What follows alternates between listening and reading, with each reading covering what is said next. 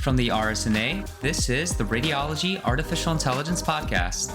My name is Paul Yee, and I'm a radiologist and co-host of the podcast. And my name is Ali Tijani, and I'm a radiologist and co-host of the podcast. Each month, we dive into the hottest topics in radiology AI and talk with leading experts, thought leaders, and movers and shakers in the field. Welcome to Radiology AI Papers in a Capsule, a new podcast series designated to providing objective summaries of recently published papers in Radiology Artificial Intelligence Journal.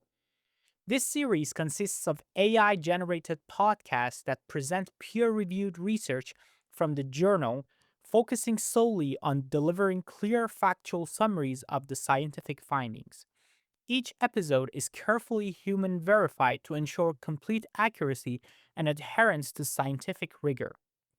I'm Bardia Khosravi, a member of the trainee editorial board of the journal and your series editor. Our goal is to make the growing body of AI research in radiology accessible while maintaining strict scientific objectivity.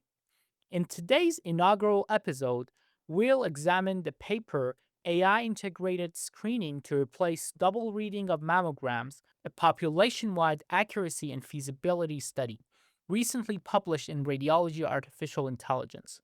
This research evaluates the practical implications of implementing AI systems in mammography screening workflows. As this series develops, we welcome your feedback to ensure we maintain the highest standards of academic rigor and relevance for our readership. Welcome to Radiology Artificial Intelligence Papers in a Capsule. Today we're discussing an important paper by Elhakim and colleagues from Odense University Hospital in Denmark. Their work explores how artificial intelligence might transform mammography screening workflows. Yes, this is a fascinating study that could have significant implications for breast cancer screening programs worldwide. They've examined different ways to integrate AI into the current double reading workflow. And what makes this study particularly compelling is its scale. They analyzed nearly 250,000 mammograms. That's quite impressive. Let me provide some context. Currently, in many countries, screening mammograms are read by two radiologists independently, what we call double reading. While this approach is effective, it requires significant resources and radiologist time. And there's been growing evidence that AI systems can be quite accurate in detecting breast cancer, right? Exactly. Several studies have shown AI performance comparable to radiologists. However, the challenge has been figuring out how to best integrate these AI systems into real-world clinical practice. What makes this study different from previous research? This study is unique because it evaluated 3 different scenarios for integrating AI into the workflow, using data from an entire screening population rather than selected cases. This gives us a much more realistic picture of how AI might perform in actual clinical practice.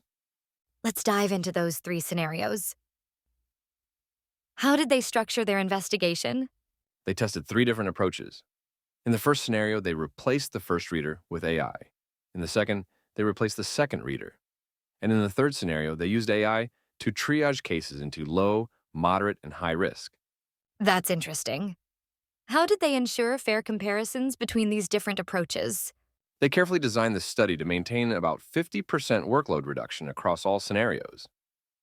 They used a CE-marked and FDA-cleared AI system called Lunit Insight MMG, which provided a score from 0 to 100% for each examination.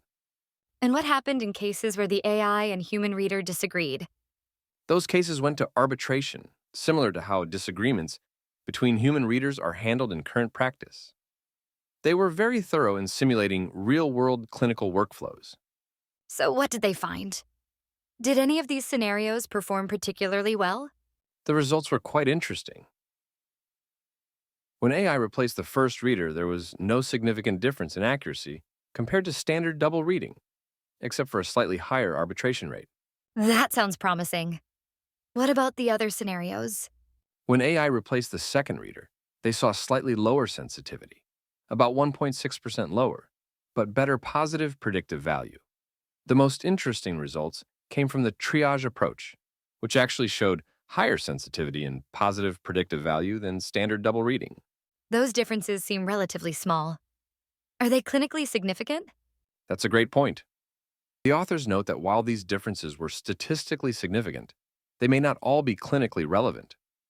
What's particularly important is that all three scenarios achieved their goal of reducing workload by about 50% while maintaining acceptable accuracy. Thank you for this fascinating discussion. For our listeners who want to learn more, you can find this paper in the Radiology Artificial Intelligence. There, you can read more about their detailed subgroup analyses and specific performance metrics. Don't forget to follow us on social media at radiology_AI. We hope you've enjoyed this episode of the Radiology Artificial Intelligence podcast. Shout out to Yuri Ishimchisen for our podcast music and to the RSNA podcast staff. Email us at podcasts@rsna.org anytime with questions, feedback, or suggestions.